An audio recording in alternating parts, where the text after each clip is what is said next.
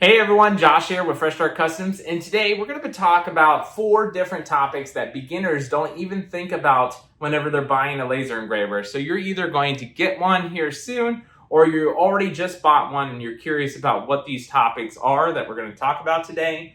We're going to keep this video as short as possible, but let's say you just bought this brand new laser engraver here. This is a small size laser engraver. Let me show you a medium sized one. Here's like a medium sized laser engraver. And then you can even get like a larger size one that'll come up to about here on you.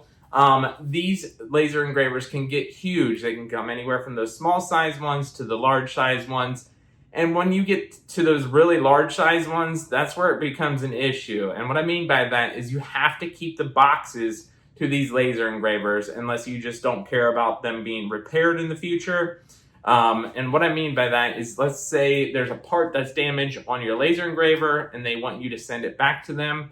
They want you to send it back in that original box. So don't get rid of the box. Take Glowforge, for example. Their boxes are $250 each in order for them to provide a box to you, and then you send the laser engraver back.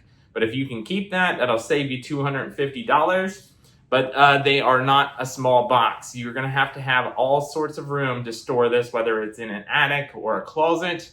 If you're in like a studio apartment, I've seen some people just turn it into a coffee table before. I know that sounds ridiculous, but it's a way to save some money if you ever have to send your laser out.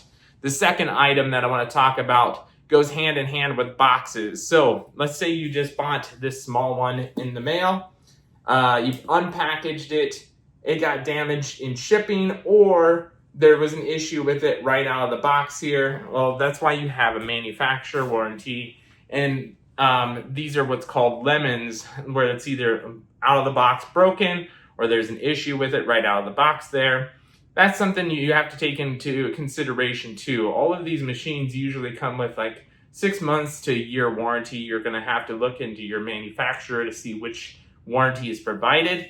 But that's why you want to keep those boxes at least for that warranty period. But I would definitely keep the boxes as long as possible that you have the unit, because this is the only box they'll let you send it back in if there's an actual issue. But they'll still charge money for the repair kind of thing, but you'll save money on the box so you don't have to rebuy it. The third issue we want to talk about is maintenance on these machines.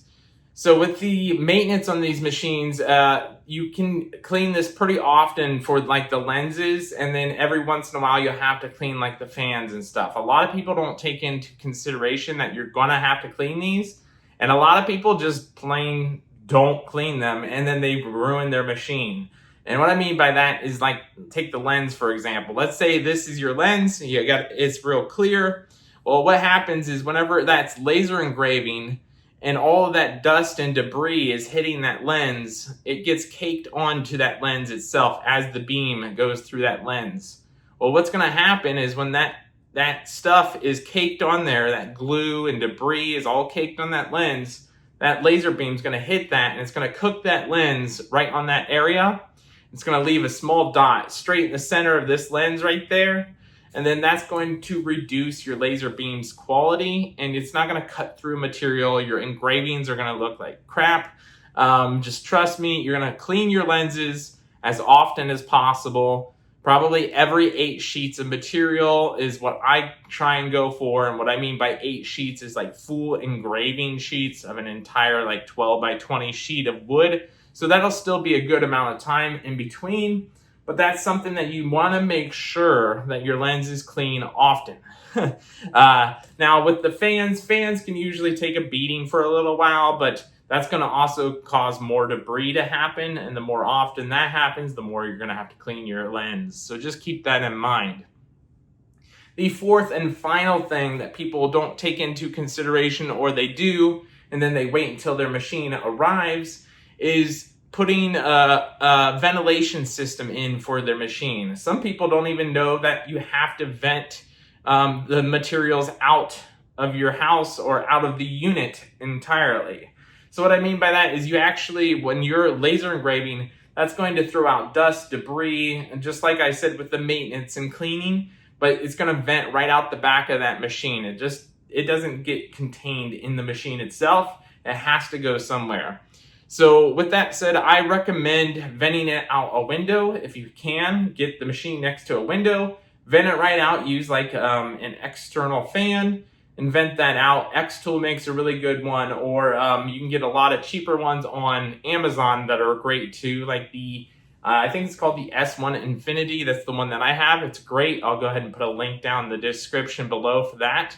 But if you absolutely can't vent it out a window, get an air filtration system. They make them for different units. A good universal one is from Xtool as well. It's called the AP2. That's the best one that I've ever actually got to test as well. I've tested like Glowforge's, the Atom Stack.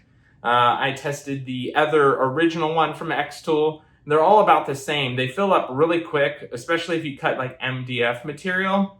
Another thing that you don't know with those air filtration systems that most people don't talk about is you have to run them 1 for 1. So if you do 5 minutes of engraving, once that's up, let it run for an extra 5 minutes. And the reason why I say that is it compacts all of that dust down and it makes your filter last longer.